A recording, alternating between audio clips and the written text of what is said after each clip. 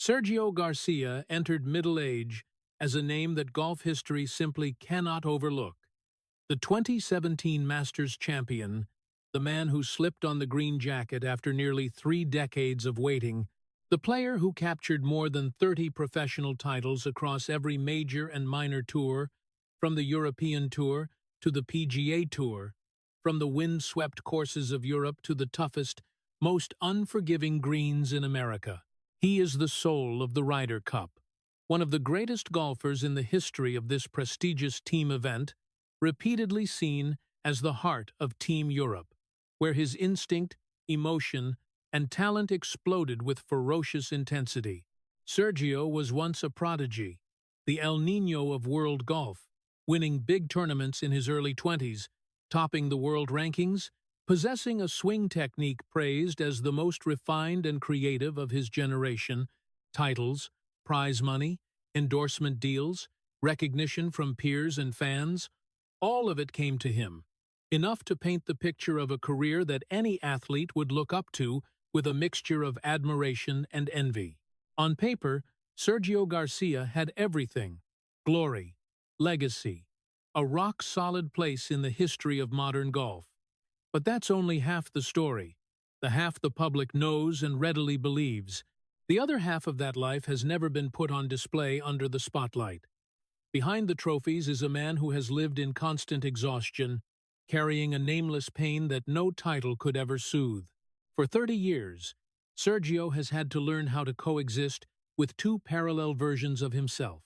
The Sergio, off the course confident, fiery, ready to laugh loudly in front of crowds, and another Sergio, quieter, harsher, the one who drags himself into an inner courtroom after every unfulfilled major. There is no major memory, he recalls, without a sharp pang, no moment of nearing glory that doesn't drag shame along behind it for not having been enough.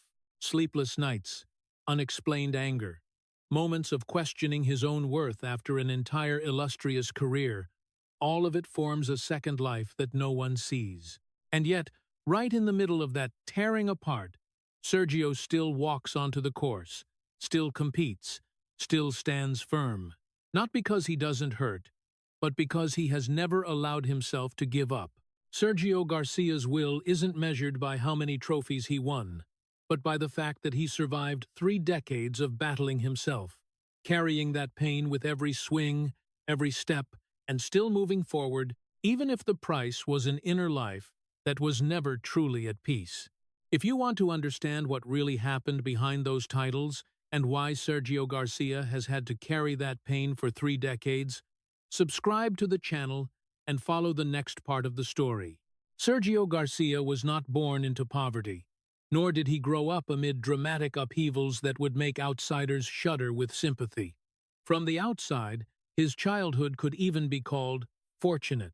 He was born into a family where golf was not some distant dream but the everyday air they breathed, where clubs and balls appeared as early and naturally as familiar toys.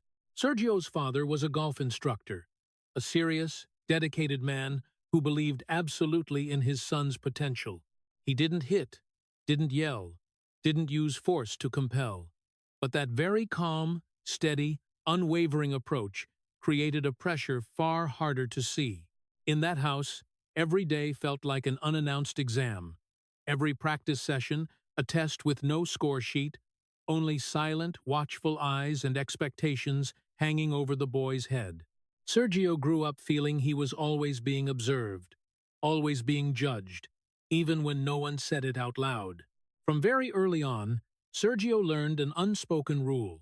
Winning was the default. Losing required explanation. A good shot didn't earn long praise, just a short nod, as if it was simply what had to happen. But a bad shot, a poor round, changed the atmosphere not through anger, but through heavy silence. That silence is what sank deepest into the child's mind. It taught Sergio that failure was not a natural part of learning, but a sign that something had gone wrong. And since no one scolded him, no one punished him, Sergio began doing it to himself. In those years, Sergio was never taught how to lose safely. The boy learned to hit the ball with ever more perfect technique, but he was not taught how to handle emotions when things didn't go as planned.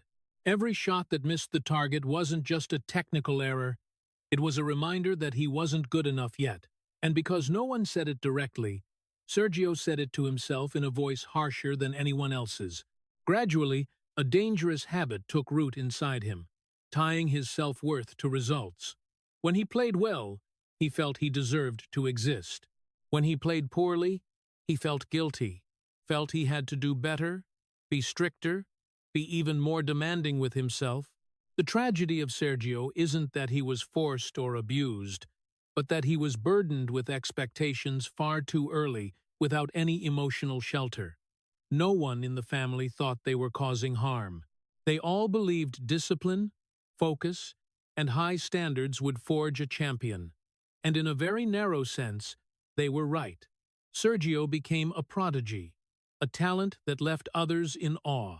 But at the same time, a quiet fear grew inside him, the fear of failure. Not the fear of losing titles, but the fear of the shame that came with not living up to what was expected of him. While other children were allowed to make mistakes, to play, to lose and laugh it off, Sergio learned to tighten his grip on himself whenever anything was less than perfect. He didn't seek comfort, didn't share disappointment.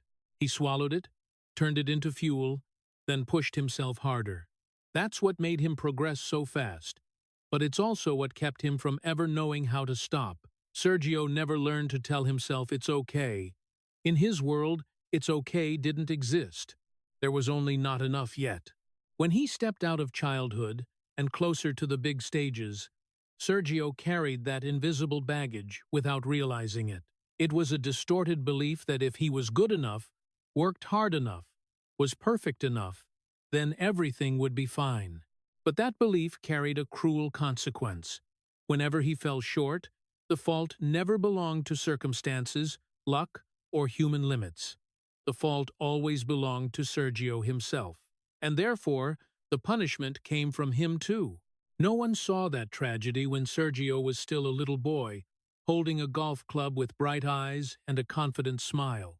No one realized that alongside his blossoming talent, a habit of self-punishment was taking deep root in his soul. That tragedy was quiet, left no visible scars, but it silently shaped the man Sergio García would be for decades to come. It was the tragedy of a child who was never allowed to lose, and who grew into a man who always felt he had to pay a price for every imperfection. Sergio García's coming of age didn't happen gradually the way people usually learn to live with themselves.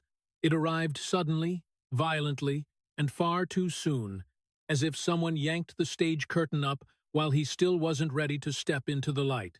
Before Sergio truly understood his own fear of failure, the world had already started calling him by oversized names: prodigy, phenomenon, the future of European golf. The media didn't ask who he was, what he wanted, or whether he was ready. They saw the smooth swing, the natural instinct, the outward confidence, and decided he was born to carry the weight of collective expectation.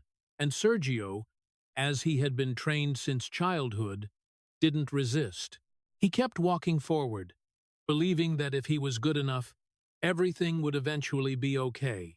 The early victories only reinforced that belief. Sergio won titles while still very young, stood in roaring crowds, and learned to smile for the cameras. On the outside, he looked fearless, a fiery, emotional golfer ready to erupt at any moment. He struck the ball with a rare freedom and instinct, as if the golf course was the only place he could breathe without thinking. The public loved that image. They saw a young man daring to show emotion, daring to get angry, daring to react, and they called it the personality of a future champion. But they didn't see that the fire wasn't just style, it was also a shield. Inside that confident shell, Sergio began carrying a new fear, more sophisticated and more dangerous. The fear of being exposed as not good enough. As a child, he feared losing, because losing meant being wrong. As a prodigy, That fear morphed into the fear of being found out. Every tournament stopped being just a chance to win. It became a public examination under millions of eyes. Every round became a test of whether he deserved the labels people had already pinned on him. And while the media kept repeating that Sergio was the future, Sergio himself began doubting it more than anyone. He learned to live two parallel lives without even noticing. The first life was what the world saw: Sergio Garcia, strong, full of energy, ready to argue with the wind, the grass, the course itself. A Sergio afraid of no one, bowing to no pressure, always showing emotion raw and direct. The second life happened more quietly, in moments away from cameras, where he wondered if he was fooling everyone, where he replayed every shot in his head, not to learn, but to find his own mistakes, where he feared that one long enough losing streak would make everyone realize the prodigy wasn't anything special. Sergio never learned how to separate himself from expectation. There was no safe distance between his real self and the public image. Every compliment became new pressure to maintain. Every criticism, no matter how small, struck straight at his deepest fear. And because no one ever asked if he could handle the pressure, Sergio never asked himself either. He just kept moving forward, kept competing, kept trying to prove that what people believed in him wasn't a mistake. Early success, instead of bringing solidity, robbed Sergio of the chance to build a healthy psychological foundation. He was never allowed to be an ordinary player on the course, never allowed to play badly without scrutiny. Every mistake was magnified, not just by the media, but by himself. And so, while his fame grew larger, the person inside shrank smaller. Sergio got better and better at playing the role of the fearless one, but the price was growing farther and farther from his true emotions. At that stage, no one thought Sergio was being swallowed whole. From the outside, he was soaring, winning, becoming the name that all of Europe pinned its hopes on. But tragedy doesn't need to be loud to exist. It can grow quietly, in long nights of thinking, in the feeling that you always have to prove something without ever knowing when it will be enough. Sergio Garcia, the celebrated prodigy, began losing parts of himself right at the moment the whole world believed he was becoming the best version of himself. When Sergio Garcia stepped into the world of majors, golf was no longer a game, no longer a safe refuge for his natural talent. Majors appeared like huge doors opening in front of him, each one promising glory, legacy, and ultimate recognition, but at the same time exposing in the rawest way everything Sergio feared. Each major was a chance to prove he deserved everything that had been placed on his shoulders since he was very young, and also a time when he was forced to face a familiar, cruel feeling. Just one imperfect moment, and it could all collapse. The spotlight of a major is unlike any other tournament. It doesn't allow escape, doesn't allow quiet correction. There, every shot is magnified, every decision dissected, every mistake turned into a public indictment. Sergio entered majors with the heart of someone desperate for release, but carrying the mind of someone who had never learned to accept defeat. And that very contradiction began to wear him down from the inside. The early rounds passed with hope, with the sense that this time it might be different, that all the effort, all the sacrifice would finally be rewarded. But all it took was one missed putt, one wrong decision in the wind, one moment of impatience, and the old fear surged back. Sergio didn't just see himself losing a round. He saw himself exposing the worst possibility, that he might not have the composure when pressure reached its peak. And his reaction, repeating in a painful pattern, was irritability, not explosive anger to vent, but pent-up frustration bursting out in small ways. A shake of the head, a muttered word, an angry glance down at the grass as if it had just betrayed him. When irritation wasn't enough, Sergio started blaming the wind, the greens, the noise, everything out of his control, because admitting the fault was his own meant facing his deepest fear head-on. But ironically, the more he blamed, the more control he lost. And when he lost control, Sergio self-destructed his round in ways even he couldn't fully explain. Reckless shots appeared not from lack of skill, but because his mind was no longer calm enough to choose safety.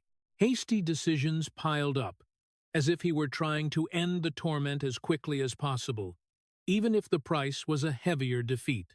Golf, the thing that once saved him from mediocrity, from an anonymous life, began turning into an invisible prison. Each major became a new cell, where Sergio was locked in with the same looping thoughts. Why do I always do this to myself? Why can't I stay calm when I need it most? He went out not just to compete against opponents, but to fight his own reactions, the anger always lurking to ruin what he had worked so hard to build. And the cruelest part was that he knew it. Sergio was smart enough to understand the problem wasn't technique, wasn't talent, it was how he handled pressure. But understanding doesn't mean fixing. Each major that passed, the disappointment didn't disappear. It accumulated, becoming a heavier and heavier psychological burden. Missed opportunities weren't just trophies not lifted. They were moments he could never get back. Times he came so close, and then pushed himself away with his own hands. To outsiders, Sergio was the fiery, emotional golfer, sometimes prickly, but still dangerous. To himself, he began seeing a prisoner, trapped in a cycle of hope and collapse. Golf was no longer the place where he found pure joy in striking the ball. It became a mirror, constantly reflecting the flaws he hated most in himself. Each major ended not just leaving a spot on the leaderboard, but leaving a quiet question. Sergio didn't dare speak aloud. Am I destroying my own life just to try proving something that will never be enough? And while the world kept waiting for the moment he would mature, Sergio kept stepping into the next majors with an increasingly heavy feeling that what waited for him wasn't liberation, but another round of confinement where his talent became a sentence and his fear of failure, the bars that never opened. Sergio Garcia's major failures didn't arrive like a sudden storm that then vanished. They were more like long, repeating rains, soaking in gradually until there was no dry place left to hide. Each major that passed wasn't just a tournament that ended. It was a moment stolen forever, a door closed that would never open again. Sergio began to realize that in an athlete's life, there are moments you can't rewind, can't fix, can't say, next time will be different.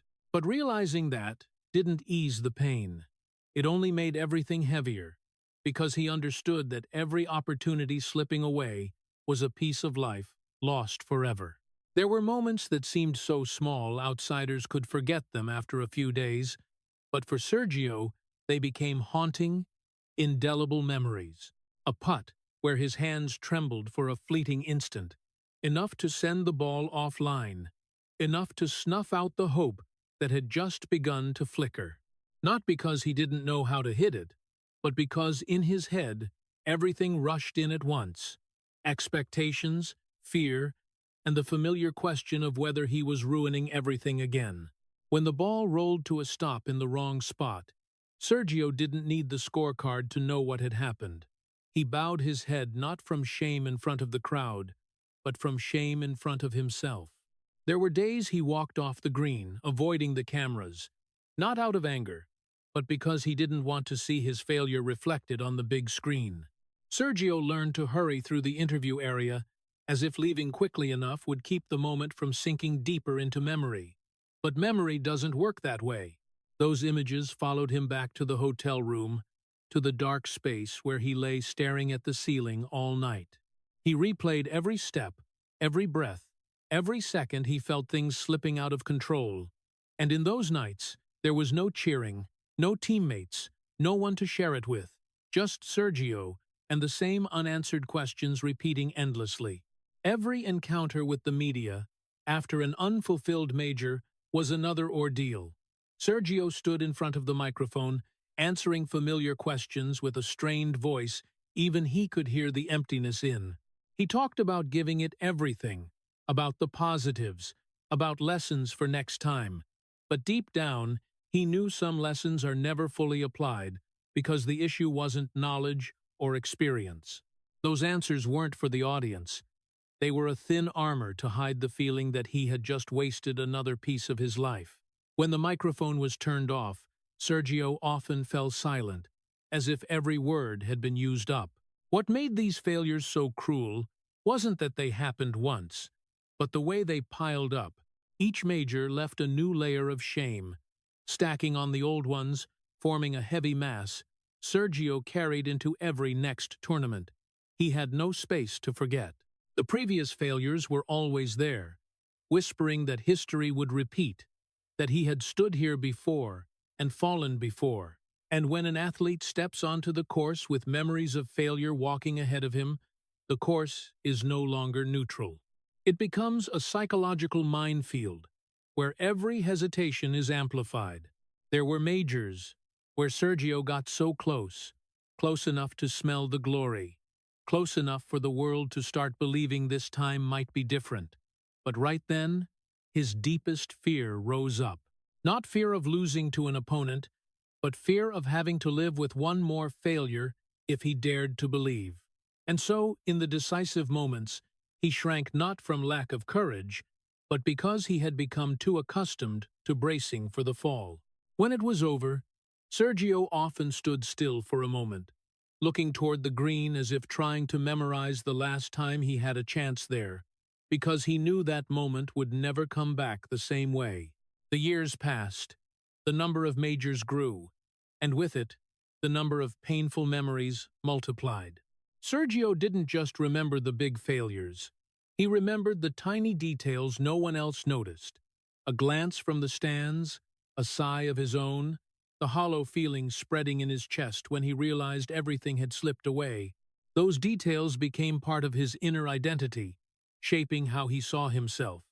He began wondering if he was cursed, or if he simply wasn't born to stand in that place. Each failure didn't just steal a potential trophy. It stole a piece of confidence, a piece of belief in himself. And because Sergio never allowed himself to forget, those lost pieces were never recovered. They left voids he tried to fill by practicing more, pushing himself harder, hoping that if he was strict enough, everything would change. But strictness isn't always healing. For Sergio, it only deepened the wounds. When he looked back at those moments that would never return, Sergio didn't just see tournaments that had passed. He saw a chain of people he had once been at each point. The hopeful young man, the man trying to prove his worth, the weary one who still refused to let go. All of them were left behind, every time he walked off, the course without a trophy in hand. And the most painful thing wasn't that the world remembered him as someone who hadn't done it yet. It was that he himself could never forget what had been lost. Those moments, however brief, left permanent marks in Sergio Garcia's mind, becoming memories that could not be erased, mental scars that every time he touched them forced him to face the same cold truth. There are chances in life that, once gone, never come back. And he had lived for years, carrying the pain of watching them slip away while standing powerless to stop it. After those moments that would never return, a cruel pattern gradually emerged in Sergio Garcia's competitive life. He rarely waited for an opponent to beat him. Most of the time, he did it to himself first, not by giving up or lacking effort, but through a chain of psychological reactions so familiar they became almost automatic. When pressure mounted, when expectations piled up, Sergio didn't lose technique, didn't lose talent. He lost the ability to stay steady with his own emotions. And from that moment, a spiral began. Anger spiral. The anger didn't erupt as one big explosion then fade. It flowed quietly, seeping through every shot, every step. One small mistake was enough to trigger it. Sergio felt unfairness, felt betrayed by circumstances, by the course, by luck itself. That anger found no outlet, no release, because he wouldn't allow himself to admit he was afraid. So anger became a mask, hiding a much deeper panic. The anger led to behavior. Sergio started swinging faster, deciding more hastily, as if he wanted to get past the uncomfortable moment as quickly as possible. But the more rushed he became, the farther he drifted from the rhythm that had once been his strength. Every reckless choice didn't just raise the risk of error. It sent a silent message to himself. I'm losing control. And when control slipped away, the anger didn't disappear. It transformed into something heavier, more clinging. Shame loop. The shame cycle. Sergio realized he was doing exactly what he had sworn he wouldn't do, and that very awareness made him hate himself more. He wasn't just disappointed in the bad shot. He was disappointed in his reaction to it. The shame didn't come from the result. It came from the feeling that he had betrayed a better version of himself. The shame loop operated quietly, but mercilessly. Every time Sergio snapped, he didn't feel lighter. Instead, he felt heavier. The anger didn't release pressure. It only dug the hole of shame deeper. And from that hole, a familiar voice rose. Why do you always do this? Why can't you grow up? Why do you keep repeating the same mistake? That voice didn't need anyone else to trigger it. Sergio spoke it to himself, in words harsher than any critic could use. When an athlete is beaten by an opponent, the pain can come from outside. But when an athlete destroys himself, that pain has no escape, because the one causing it and the one suffering it are the same person. Over the years, this spiral became so familiar, it shaped the way Sergio approached decisive moments. He didn't just carry the pressure to win, he carried the memory of every time he had collapsed in exactly the same way. Every time he faced a tense situation, his mind wasn't in the present. It rewound to the past, reminding him that he had failed here before, lost control before, hurt himself before. And the very fear of repeating the mistake made the mistake happen sooner. Sergio didn't wait for the decisive shot to collapse. He collapsed the moment he sensed the risk of collapse appearing. The most painful part was that Sergio was at least partly aware of this loop. He knew the anger didn't help, that those explosive reactions only made everything worse. But knowing didn't mean escaping. Anger spiral and shame loop weren't abstract concepts from psychology books. They were reflexes, forged through thousands of hours under pressure. And when pressure peaked, reflex always beat reason. Sergio could promise himself he'd stay calmer next time, be more patient. But when the moment arrived, his body and mind acted before the promise could even form. Every outburst ended not with relief, but with exhaustion, as if he had just fought an unnecessary battle, only to realize the only opponent in that battle was himself. The self-hatred didn't explode violently. It settled, smoldering, becoming a lingering emotional baseline. It followed him off the course, into the locker room, into long nights when the noise had died down. In those moments, Sergio didn't remember the opponents who had beaten him as much as he remembered his own eyes when he knew he had just ruined everything himself. Over time, this self-destruction left deeper scars than ordinary failures ever could. It made Sergio doubt his own capacity to change. Every time he promised himself it would be different, only to repeat the same reaction, his belief in himself eroded a little more. He began wondering if he was permanently trapped in this loop, if there was something inside him that made it impossible to stay calm when he needed it most. And when those questions went unanswered, they turned into an unspoken conclusion. Maybe I'm not mentally strong enough. Sergio didn't need an opponent to knock him down. Pressure, memories, anger, and shame were enough to do it. He entered many tournaments with his talent still intact, but with a psyche already worn thin.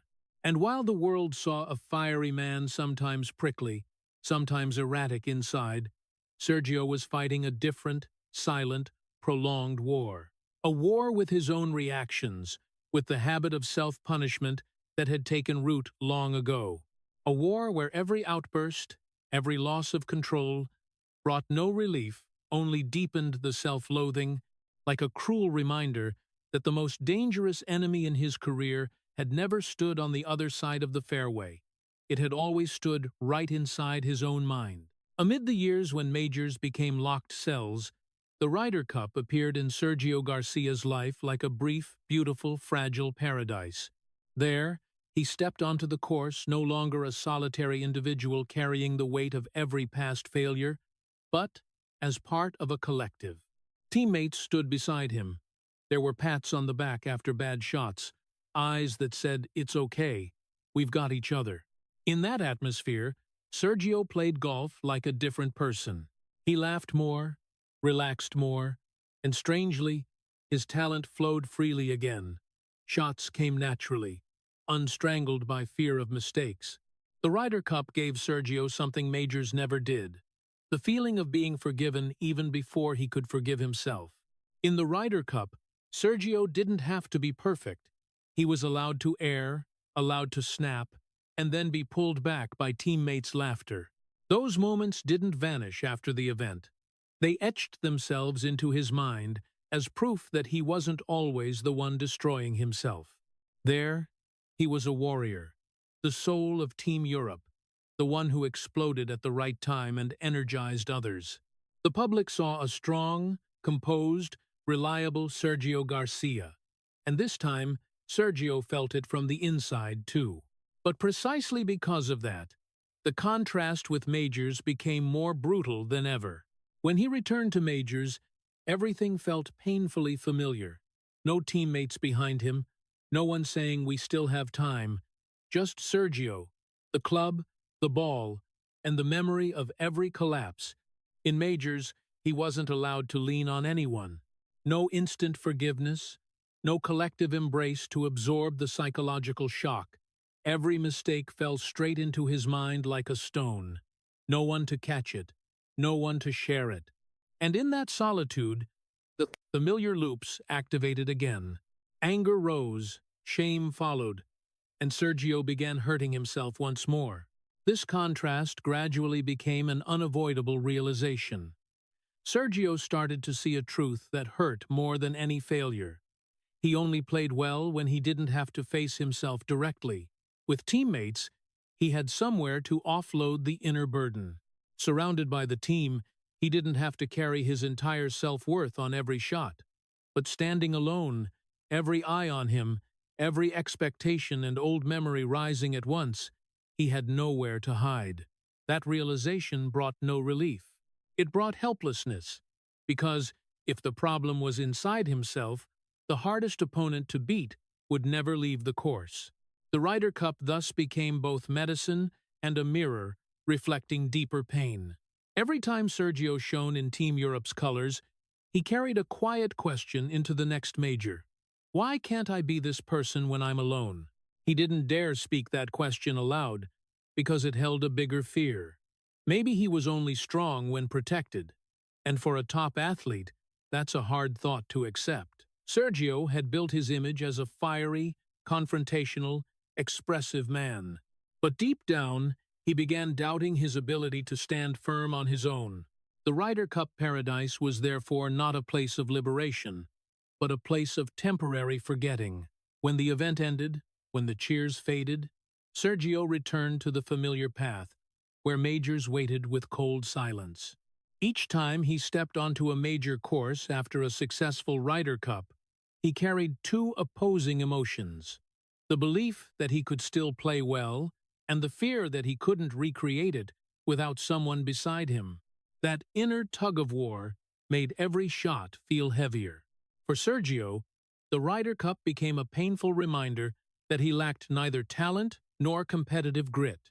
What he lacked was the ability to be alone with himself without self-punishment. And that realization didn't arrive in one explosive moment. It seeped in gradually through tournament after tournament, through every unconscious comparison between the two worlds. One world where he was supported and shown, and one where he had to face every fear naked. Sergio began to understand that the problem wasn't the majors, nor external pressure. The problem was that he had never learned how to be his own teammate, and that was a truth harder to accept than any scorecard failure. When he left the courses where he was sheltered by the team jersey, Sergio Garcia carried the same man into his emotional life, and there, the unhealed issues didn't vanish at all. Love came to him in years, when his fame was already large enough that every relationship was placed under a microscope. The women who entered Sergio's life didn't just love a person. They had to confront the public image, the glare of the spotlight, a man who always carried two opposing states within him. On the outside, Sergio loved fiercely, openly, lived by emotion. He dared to give, to commit, to show passion, the same way he played golf. But inside, he carried an instability formed long ago, something that made every relationship fragile even before cracks appeared. In love, Sergio couldn't leave the fear of failure on the golf course. He carried it into every intimate moment, every seemingly ordinary conversation. He loved with his whole heart, but at the same time he stayed guarded, as if always waiting for the moment of abandonment or proof that he wasn't enough. Passion came quickly, but alongside it was a quiet jealousy, not from a lack of trust in others, but from a lack of trust in himself. Sergio didn't always voice that fear, because saying it out loud meant admitting a weakness he'd spent his whole life hiding. Instead, it showed through unpredictable reactions, prolonged silences, moments of emotional withdrawal. The instant the relationship neared stability, those well-known relationships, seen from the outside, often ended quietly. No big scandals, no public accusations, no loud breakups that shook the media, but that very silence is what left the deepest mark. Each time a relationship ended, Sergio didn't just lose a companion. He gained fresh evidence for the belief already rooted deep inside him. I'm hard to love. Not because he lacked feeling, but because he didn't know how to stay steady in love without doubting himself. He began reviewing relationships the way he reviewed failed tournaments, analyzing every moment, every word, searching for faults in himself. And just like on the golf course, that analysis didn't lead to healing. It led to self-punishment. Sergio brought his instability into love unconsciously. When things were calm, he felt anxious, as if that peace was temporary and about to be taken away. When conflict arose, even small, it instantly triggered the old fear. I'm doing something wrong. I'm about to be left. Instead of calmly seeking dialogue, Sergio often fell into two familiar extremes, either clinging desperately with intense emotion or withdrawing to avoid more hurt. Neither response brought lasting security, and gradually a distance grew not from a lack of love, but from too much unnamed fear. Each breakup ended without drama, but never gently. No shouting, no slamming doors, just a creeping emptiness. Similar to when he walked off the course after an unfulfilled major, Sergio was used to enduring in silence. He didn't complain, didn't blame publicly, didn't turn pain into a story for pity, but alone, the questions returned. Is there something in me that wears people out? Am I bringing too much darkness into their lives? And just like on the course, he didn't try to soothe those questions. He let them sit there, growing, becoming part of how he saw himself. The cruelest thing about those failed relationships wasn't that they ended. It was how they reinforced a distorted belief Sergio had carried since childhood. Each breakup added a new layer of confirmation that he was hard to love, complicated, that being close to him meant carrying unstable emotions. Sergio never said it aloud, but he believed it. And when someone believes they're hard to love, they start living that belief, even if they don't want to. He kept more distance, became more cautious, expected less, as if lowering expectations would prevent one more failure. For Sergio, love was never a place of healing. It wasn't strong enough to break the psychological loops that existed long before any relationship began. The women who came and went didn't leave because they didn't care. They left because they couldn't do for him what he wasn't yet ready to do for himself. And deep down, Sergio understood that, even if he didn't want to admit it. He didn't resent them, didn't resent himself publicly. He simply carried the feeling that he had failed again on another front, not loudly, but no less painfully. Through each relationship, Sergio gradually faced a hard truth. Love cannot heal someone who hates himself. It can soothe loneliness for a moment, bring genuine happy moments, but it can't replace the inner work he'd avoided for years. And so every breakup, no matter how quiet, still left a scar, not a scar of anger, but a scar of deepening self-doubt. Sergio kept moving forward, kept loving, kept hoping, but carried an unanswered question. Will there ever come a day when he can be in a relationship without feeling like a burden, without feeling he has to prove his worth to stay? Until that question finds an answer, love in Sergio's life remains a journey running parallel to pain, not loud, but deep enough to follow him through every stage of his life. 20 years of living with failure didn't hit Sergio Garcia like a single punch that knocked him down instantly. It came slowly, steadily, and far more cruelly. Each major that passed no longer carried the shape of fresh hope. It felt like the next chapter in a book he already knew the ending to all too well. The number 73 isn't just cold statistics on paper. For Sergio, it was 73 times preparing his mind to believe, 73 times standing before the chance he'd dreamed of since he was a boy, and 73 times walking off the course with the same unchanged heavy feeling, no victory, no moment of release. Just repetition to the point where the pain lost its drama but sank deeper into his inner life. At first, the world was patient. The media called him the unrewarded one, the talent waiting for his time. Each time Sergio came close to the top and fell, people still said he had time, that one day it would balance out. Sergio heard those words, but didn't truly believe them, because he felt most clearly the exhaustion accumulating year after year. Each new major didn't erase old memories. It stacked on top of them. Previous failures weren't replaced. They were carried along, seeping into every step he took toward the first tee. And as pressure turned into habit, hope gradually lost its original clarity.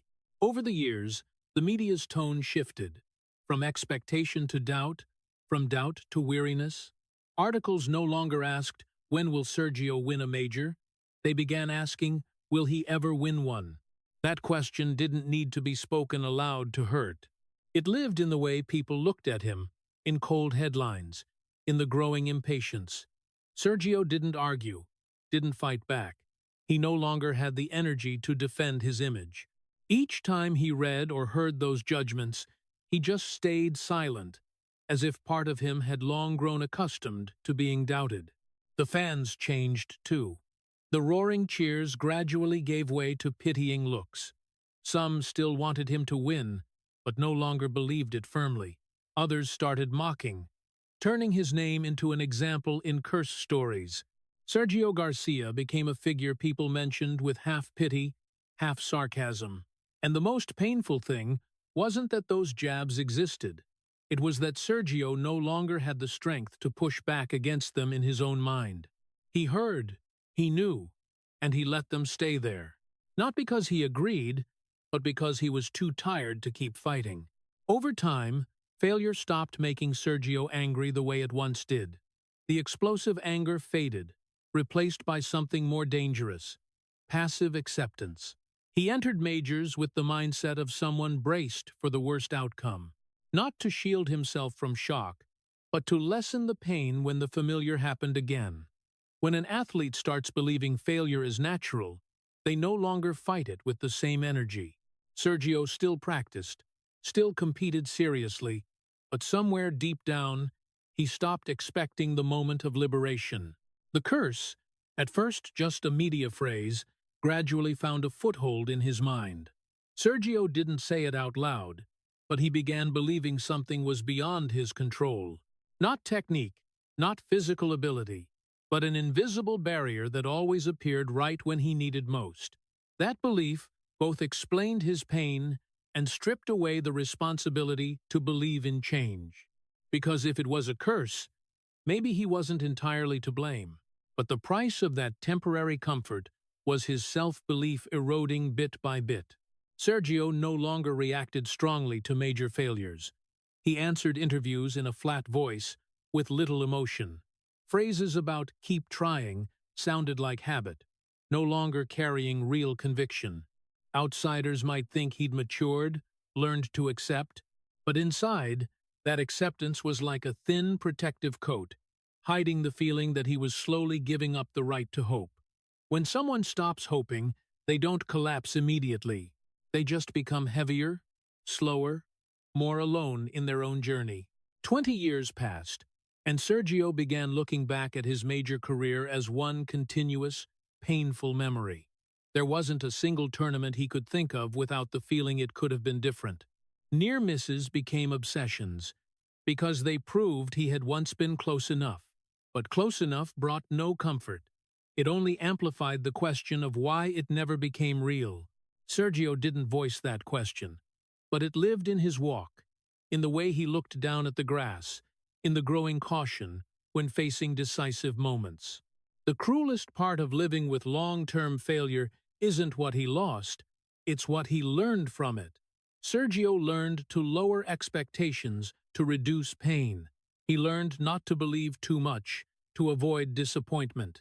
And gradually, those lessons spread beyond golf into how he viewed life. Failure stopped being an event and became a baseline state. When that happens, getting up after each fall no longer feels heroic. It just becomes a habit of existing. When people asked Sergio why he kept going, he rarely had a clear answer. Maybe because even he wasn't sure. He continued because it was the only thing he knew how to do. He continued because stopping would force him to face a bigger question. What did all those years mean if he never achieved what he dreamed of most?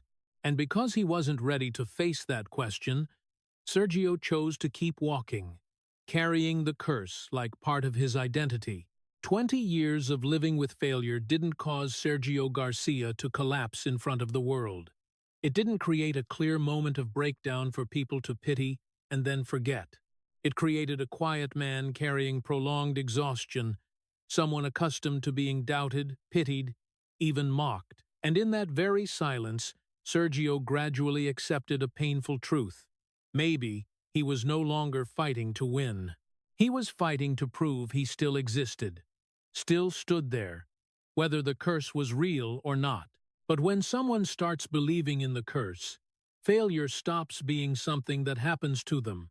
It becomes something they carry, day after day, as an inseparable part of who they are. After 20 years of living with failure, the scariest thing wasn't that Sergio Garcia kept losing. What was far scarier was that he no longer got angry.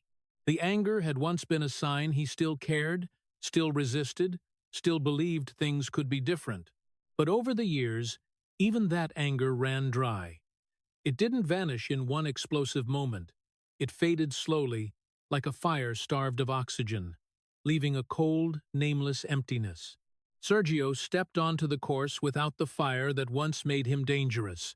In its place was a quiet, cold state, as if he were fulfilling a duty that had become all too familiar. Golf, once his joy, his salvation, the place where he lived most truly with his instincts, now became an obligation. Sergio still practiced, still kept discipline, still showed up at tournaments with professionalism no one could fault. But inside, he no longer felt the old excitement. Waking up to head to the course no longer carried anticipation. It felt like a pre-programmed sequence of motions. He did everything right, but no longer felt he was alive in it. When victory came, if it came, it didn't bring the joy people expected. Sergio didn't celebrate, didn't explode, didn't feel relief. He just nodded, as if it was something that had to happen, then kept walking. Victory no longer proved his worth. It was just a brief moment too weak to pierce the thick layer of exhaustion that had covered him for so long. And when failure happened, it was even less shocking. Sergio was too familiar with it. Failure no longer tightened his chest, no longer triggered intense spirals of anger and shame. It was simply noted filed away with dozens of other failures, and left there. This state was more dangerous than any dramatic collapse, because when an athlete is still angry, they still fight. When they still hurt, they still hope. But when they become cold and empty, they only exist. Sergio began competing like someone who had accepted that nothing was really going to change anymore. He didn't say it, didn't admit it to anyone, but it showed clearly in the way he walked the course, in eyes that no longer searched for anything ahead. At this mental bottom, Sergio no longer blamed himself as fiercely as before. But that wasn't forgiveness. It was exhaustion so deep there was no energy left to hate himself. He no longer asked why he couldn't do better. He just kept doing what he knew, because it was the only thing he'd done his whole life. Golf became a repeating string of days where emotions were compressed until they nearly disappeared. People around him might look at Sergio and think he had matured, become calmer, learned to accept. But that calmness didn't come from inner peace. It came from depletion. When someone has been exhausted by hoping for too long, they no longer have the strength to hope in the old way. Sergio no longer waited for the moment of liberation. He also no longer feared failure the way he once did. Everything became flat, to the point of being terrifying. This was the true mental bottom in Sergio Garcia's life, not the near misses in majors or the moments mocked in public. The mental bottom is when he no longer reacted strongly to anything, when winning brought no joy, losing brought no pain, and every effort was made only out of habit and duty. In that state, Sergio didn't collapse dramatically. He stood there, kept competing, kept existing, but a part of him had withdrawn. Sergio didn't say he wanted to quit. He also didn't say he was okay. He just stayed silent, and in that silence was an unspoken question. Is this all that's left after 20 years of fighting? When someone reaches the point where they no longer feel anger, joy, or pain in the intense way, they stand on a fragile line between continuing to live and simply prolonging existence. Sergio Garcia walked that line, carrying an exhaustion so deep that even failure no longer had the power to knock him down. When Angela Akins entered Sergio Garcia's life, it wasn't a fateful moment woven with grand promises or life-changing expectations. It came quietly, right when Sergio was too tired to believe in miracles anymore. Angela didn't appear as a savior, didn't bring plans to fix a man broken in too many places, and that's exactly what made her presence different from the start. While previous relationships often revolved unintentionally around fame, achievements, and the pressures that came with them, Angela saw Sergio as a person before seeing him as a golfer. She didn't ask what he needed to win next, didn't ask when he would finally do it. She just listened. Angela didn't try to understand all of golf, didn't try to analyze his major failures. She didn't offer tactical advice, didn't reassure him with empty phrases like, "Everything will be okay." Instead, she set a clear but gentle boundary. She wasn't there to turn Sergio into a different version of himself. She didn't need him to be stronger, didn't need him to prove his worth. In what seemed like a very ordinary moment, Angela said something Sergio had never heard in quite this way before. You don't have to become someone else. You don't need to win more to deserve it. Don't need to be perfect to stay. For Sergio, those words didn't cause an immediate emotional explosion. They didn't make him cry, didn't make him feel relieved, but they stayed. They seeped into the empty spaces that had always been filled with self-judgment before. For the first time in many years, Sergio was with someone where he didn't have to perform, didn't have to pretend to be okay when he wasn't, didn't have to hide exhaustion behind silence or irritability. Angela didn't demand he explain the emptiness, didn't treat it as a problem to fix. She accepted it as part of who he was, and that acceptance confused Sergio more than any pressure he'd ever faced. In this relationship, Sergio wasn't judged. There was no invisible scorecard hanging over his head. No question, why can't you do it? No comparison to the past or to others' expectations. Angela didn't love him because of his public image, nor did she love him despite his failures. She loved him in the state he was in, with all the cracks still unpatched. That didn't make everything easy right away. Sergio still carried the habit of self-doubt, still had days when he withdrew into silence. But unlike before, that silence was no longer misunderstood or pushed him further away. Angela didn't try to pull Sergio out of his dark moments. She was there, but didn't intrude. She didn't require him to open up in a specific way, didn't force him to speak when he wasn't ready. Her presence was like a safe space where Sergio could exist without being fixed. And for someone who had lived his whole life feeling like an unfinished project, that was an experience both gentle and terrifying. Sergio began to realize that not being judged didn't mean not being cared for. It just meant love wasn't tied to conditions. In everyday moments unrelated to golf, Sergio felt he could breathe more slowly, not because all problems were solved, but because no one stood in front of him waiting for a performance. He didn't need to prove he was progressing. He just needed to be there. What Angela brought wasn't complete healing, but a different foundation for Sergio to start looking at himself again. Not with the familiar harsh eyes, but with gentle curiosity. If I don't have to become someone else, then who am I? That question had no immediate answer, but it opened a new direction, slower and less painful. Sergio no longer had to confront himself in isolation. He had someone standing beside him, not to pull him up, but not to push him down. In this relationship, Sergio didn't suddenly become happy. Old wounds didn't vanish just because there was love, but for the first time, he felt he didn't have to defend himself all the time. He could be vulnerable without fear of being left. He could be silent without fear of being misunderstood as indifferent. Angela didn't promise things would get better. She simply gave Sergio something he'd never had, the right to exist without needing to achieve anything more. And right there, in that undemanding simplicity, a quiet change began to happen. Not a change in scorecards or titles, but a change in how Sergio looked at himself when no one required him to be different. For the first time in many years, Sergio Garcia didn't have to perform, didn't have to fight, didn't have to prove. He was just a tired man allowed to set the burden down, even if only for a moment. And for him, that was already something very big. The 2017 Masters didn't come to Sergio Garcia as a long-awaited coronation. It came as a prolonged battle for survival that drained everything left inside him. When he stepped into Augusta that year, Sergio didn't carry the bright belief of youth, nor the excitement of someone who thought fate had finally turned to smile at him. He entered the tournament with a completely different mindset, cautious, guarded, like a man who had lived too long with failure to dare believe in anything. Each round that passed wasn't a step toward glory. It was one more time he reminded himself to survive another day. No letting emotions flare up, no letting hope run out of control, no allowing himself to dream beyond the next shot.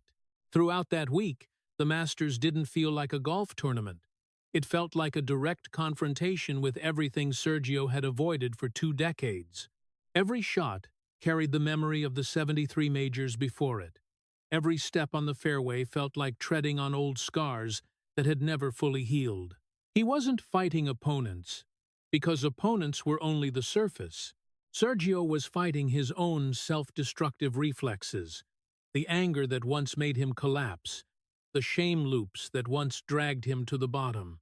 And what made this battle different was that he no longer tried to defeat those things with fire. He chose silence, restraint, keeping everything within a suffocatingly safe margin. The deeper he went into the tournament, the pressure didn't lessen. It only changed shape. When Sergio stood before a real chance, no longer almost, no longer, what if he felt the fragility of the moment clearly? This wasn't just an opportunity to win a major. This was the moment that could redefine his entire life story. And because of that, he didn't allow himself to think about the outcome. Each shot became a negotiation with his own fear. Don't rush, don't self-destruct, Don't do the familiar thing that once made everything fall apart. As the final round moved toward the decisive holes, Sergio no longer felt excitement. He only felt a heavy pressure that was almost paralyzing. His body moved on habit, but his mind was rigid. Every small mistake threatened to pull him back into the old loops. And when he stepped into the playoff, the air around him felt thick and dense. This was the moment Sergio had failed in the past. In different forms, no one needed to remind him. He knew. When the ending moment arrived, it didn't come with an emotional explosion. Sergio didn't shout. He didn't raise his arms in celebration. He didn't run around the green like someone freed from chains. Instead, he collapsed. Not from joy, but from exhaustion. Like a man who had held his breath for years and finally didn't have the strength to stand upright. The tears that fell weren't tears of complete release. They carried exhaustion, the release of a body and mind that had been clenched too long. In that moment, Sergio wasn't thinking that he had become the Masters champion. He wasn't thinking about the green jacket, about history, about the doubts that had finally been silenced. What flooded him was the feeling that at last, a long battle had paused. Not ended, just paused. The 2017 Masters didn't heal the old wounds. It didn't erase 20 years of self-doubt, didn't make the painful memories of previous failures disappear. It only gave Sergio one very small but incredibly important thing: proof that he wasn't cursed. But that proof didn't come with absolute relief. Even in victory, Sergio still felt the scars clearly. He didn't burst into tears from happiness. He cried because he realized he had paid too high a price to stand there. This victory didn't arrive as a reward. It arrived like a long overdue debt repaid. And when a debt is paid after too long, the feeling isn't elation. It's exhaustion down to the bones. The 2017 Masters wasn't the moment everything became easier. It didn't turn Sergio into a different person, didn't free him from the psychological reflexes formed over decades. But it marked a quiet turning point. For the first time, he no longer had to carry the question, "Can I do it?" into every morning he woke up. That question didn't disappear completely, but it lost its absolute power. In Sergio's eyes, when he slipped on the green jacket, there was something very different from other champions. Not radiant pride, but a profound settling, as if he had just walked through a long storm and was standing in a rare calm between waves. The 2017 Masters didn't heal Sergio Garcia. It only gave him a break, a moment to set the burden down and acknowledge that he had survived. And sometimes, for a man exhausted to the extreme, surviving himself was already a big enough victory, even if it didn't bring the sense of liberation the outside world expected. After the 2017 Masters, the world saw Sergio Garcia as a man who had been freed. The curse story being broken became the perfect headline for the media. Neat, easy to tell, easy to close. But for Sergio, life didn't work that way. Victory didn't erase the past. It had no power to rewind time, couldn't make painful memories vanish just because he finally touched the green jacket. When the stage lights went out, when the congratulations faded, Sergio still carried everything that had happened before. Every trembling putt, every moment avoiding the camera's gaze, every strained post-failure interview answer, they were all still there, intact, not erased, not replaced. Sergio didn't forget. He didn't want to forget, and he couldn't forget. Those memories weren't data that could be deleted from his mind. They had become part of his structure, shaping how he felt pressure, how he stepped into every tournament, how he looked at himself in the mirror. The 2017 Masters didn't make him a new person. It only made him stop lying to himself that the past no longer existed. Instead of trying to bury the years of failure, Sergio began learning to accept them as scars that had healed over not bleeding anymore, but still aching when touched. The biggest change after that victory wasn't in the leaderboard or the number of titles. It was in the voice inside his head. Before, every painful memory triggered an endless chain of self-accusation. He remembered a bad shot and immediately hated himself for letting it happen. But now, when those memories returned, they no longer came with the same level of cruelty. Sergio still felt pain, still felt regret, but he no longer beat himself up again just for remembering. The difference was tiny, almost unnoticeable to anyone else. But for him, it was a huge step forward. Sergio began to understand that victory didn't give him the right to erase his old self. It only gave him the chance to look at that self with less harsh eyes. He no longer needed to prove he deserved the win by denying all previous failures. He accepted that he had fallen many times, that there were moments when he wasn't strong enough, calm enough, ready enough. And for the first time, that acknowledgement didn't make him collapse. It made him lighter, not because the memories vanished, but because he no longer had to fight those memories themselves. In the tournaments after the Masters, Sergio still carried the old reflexes. There were times when pressure rose, his heart still beat faster, his hands still tensed slightly. Those signs didn't disappear just because of one victory. But unlike before, he didn't panic when he noticed them. He didn't rush to suppress them, didn't try to become a different person. He let them exist as a natural part of a body that had gone through too many years of tension. Learning to live with painful memories doesn't mean living in them. It means no longer running from them, no longer denying them, no longer punishing himself for their existence. There were nights Sergio still remembered the majors that had passed, the chances that were lost. But instead of asking, "Why did I fail?" he began asking a quieter question. How did I survive each of those moments? That question didn't turn him into a hero, but it allowed him to look back at his journey with a little mercy. He began to see that continuing to stand up, continuing to compete, continuing to exist after each collapse was also a form of strength, even if it wasn't honored with trophies or green jackets. After the curse vanished in the eyes of the world, Sergio still carried its scars in his inner life. But those scars no longer defined his entire being. They were no longer proof of inadequacy. They were traces of a life that had paid too high a price for expectation and pressure. Sergio no longer tried to erase himself from the past, nor did he try to live as if none of it had happened. He began living as someone who knew painful memories would always be there, but they no longer had the power to control every reaction, every choice he made. The 2017 Masters didn't heal Sergio Garcia.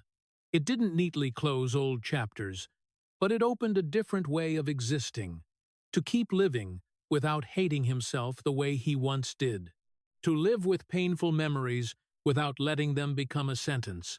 And for someone who had carried self-contempt for 20 years, the ability to live with the past without being crushed by it was a quiet, silent victory, perhaps the truest victory Sergio had ever achieved. When Sergio Garcia became a father, the world he had once lived in began to shift in a very quiet way. No applause, no headlines, no moment big enough to be called a turning point. Just small eyes looking at him every day, carrying no expectations, demanding no proof, knowing nothing of majors or what the Ryder Cup was. In his children's gaze, Sergio wasn't the man who had won or lost how many times. He was simply Dad, and that very simplicity confused him more than any pressure he had ever faced on the course. Children don't look at him through a record book. They don't know he once lived 20 years haunted by failure, don't know he once hated himself for bad shots. When he came home, no one asked how he played today. No one mentioned the past. No one waited for him to become a better version of himself. They just waited for him to sit down, listen, be present. For the first time, Sergio faced a completely different kind of losing. Losing at small games with his kids, losing in the clumsy moments of a father still learning how to be there. And strangely, those tiny failures didn't make him collapse. They didn't trigger anger, didn't pull him into shame loops. They just passed. Day by day, Sergio began to realize that his reaction to failure had changed, not because he had become stronger, but because the context was different. When his child laughed because he lost a simple game, there was no feeling of being judged, no scorecard hanging overhead, no audience, no old memories crowding in, just an ordinary moment where losing carried no meaning beyond the game ending. And from those moments, a lesson Sergio had missed for most of his life began to take shape. Losing doesn't mean losing worth. Sergio didn't teach his children they had to win. He didn't place the burden of expectations on those small shoulders, perhaps because he had lived long enough with the consequences of never being allowed to lose. He watched his children grow with a very simple wish, that they be allowed to make mistakes, to try, to be imperfect. In that process, he realized he was learning a belated lesson at the same time. Every time he watched his child get disappointed over something small and then quickly get back up, Sergio saw a part of himself he had once lacked. Not talent, not willpower, but the safety to fail without self-punishment. Being a father forced Sergio to slow down, not because he wanted to, but because children don't operate on the rhythm of the course. They pulled him out of familiar thought loops, forced him to be present in the now. When he was with his kids, the past no longer held as much power. The major memories still existed, but they no longer occupied his entire mind. He no longer constantly measured his worth by what he had achieved or hadn't achieved. Instead, his worth was present in very small things: patience, listening, showing up. Sergio began to understand that winning had once been the only language he knew to define himself. But now he was learning a different language, slower, less dramatic, but far more sustainable. In his children's world, he didn't need to prove anything. He didn't need to fix the past to deserve the present. He just needed to be himself, with everything he had been through. That acceptance didn't come from reason. It came from the repeated experience of being loved without conditions. This maturity came late, very late. It didn't save Sergio from the years already lost, didn't erase the mental scars that had formed, but it gave him a different way of looking at failure. Losing no longer felt like a sign of collapse. It was just a part of life, like tiredness, like mistakes, like imperfect days. Sergio didn't become a completely new person when he became a father. He still carried the old reflexes, the old memories, but he no longer let them dictate his entire way of existing. In quiet moments with his family, Sergio Garcia began to understand that a person's worth doesn't lie in how many times they've won, but in how they get back up after losing, and more importantly, in whether they allow themselves to lose without collapsing. This wasn't the lesson of a young champion. It was the lesson of a man who had gone through too many years of self-judgment. A late-blooming maturity, unglamorous, unhonored, but deep enough to change how he lived the rest of his life. When looking back at the path he had walked, Sergio Garcia didn't see any single moment that could be called complete salvation. There was no day he woke up and realized all the wounds had vanished, that the past had been neatly closed like a book. His life didn't work that way. What he gained in the later part of the journey wasn't rebirth. It was a settling. Sergio didn't become a different person. He remained the man who had once been hot-tempered, self-doubting, carrying a fear of failure planted very early. He was still imperfect, and he would never reach the state of absolute peace that people often expect from an overcoming adversity story. But one thing had changed, quietly and irreversibly. Sergio no longer ran, no longer fled from painful major memories, no longer fled from the image of himself in the mirror every time a tournament ended badly. He no longer tried to wear different masks to survive. A fiery Sergio in public, a self-hating Sergio in silence. Those two lives, which had run parallel for decades, finally began to merge into one, not by magic, but by an exhaustion deep enough that he no longer had the energy to maintain the fragmentation. At this stage of life, Sergio no longer punished himself every time things didn't go as planned. The old reflexes still appeared, but he no longer let them control his entire behavior. He no longer needed to blame himself to the extreme to feel he still had control over something. He learned to pause, acknowledge the emotion, and let it pass without turning it into a sentence. That wasn't the strength of a champion. It was the quiet strength of a man too tired to keep torturing himself. Sergio didn't stand on a peak looking down at the past with pride. He stood in a different place, lower, closer to the ground. From there, he could clearly see the years lost, the chances that slipped away, and the wounds he had inflicted on himself. But instead of turning away, he allowed himself to look straight at them, not to drown in regret, but to understand how he had survived all of it. Sergio's current life isn't a perfectly serene picture. There are still days when he feels heavy, when he clearly senses the presence of the past in every thought.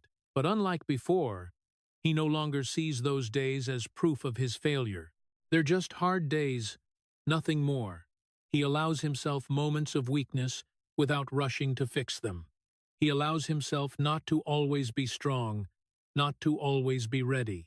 Sergio no longer needs to win more to prove anything. But he also doesn't deny the value of what he has achieved. He holds both things at once, even though they contradict. He is both the man who fell many times and the man who got up enough times not to turn pain into a reason to abandon himself. That balance is fragile, unstable, but real. At the end of this story, Sergio Garcia isn't given a complete ending. There's no declaration that he has healed, that everything is okay. Perhaps there will never be a day like that. But what matters more is that he no longer lives in two separate lives. He no longer has to be one person in front of the cameras and another in the dark. What he feels, what he carries, is gradually allowed to exist in the same space. Sergio didn't conquer his pain. He didn't defeat it, didn't master it, didn't turn it into a medal. He only learned to live without letting it kill him again. And in a world that always celebrates loud victories, perhaps this is the least recognizable form of courage. Not flashy, not easy to tell, but deep enough that a man, after 30 years of inner tearing, can finally stay with himself without needing to run. The story of Sergio Garcia isn't an epic of triumph. It's a very American tragedy in the deepest sense. The tragedy of prolonged pressure to succeed that erodes a person from the inside. For more than 20 years, Sergio stepped into 73 majors without winning, each failure leaving a new scar from trembling putts, eyes avoiding cameras, to strained, shame-filled interview answers. The most painful thing wasn't that he lost.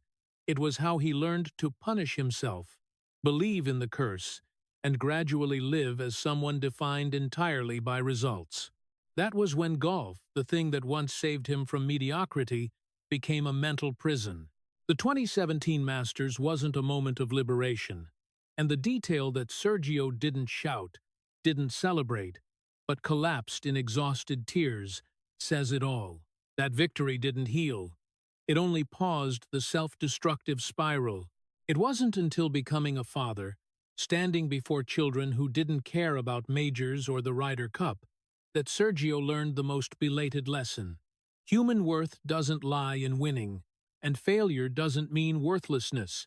He didn't become someone else, didn't become more perfect, but he stopped living two lives and stopped running from himself. For Americans, where success is often measured by achievements, titles, and rankings, this story is a bitter but necessary reminder. The pressure to have to win can create champions, but it can also destroy a person if it doesn't allow them the right to lose. Sergio Garcia didn't conquer his pain. He only learned to live with it without letting it kill him again. And sometimes, that is the most important victory in life. If Sergio Garcia's scarred journey touched you, please subscribe to the channel to keep joining us in these raw and painful sports stories like real life. Thank you for listening to the very end, and see you in the next video, where we'll continue exploring the great people behind the spotlight.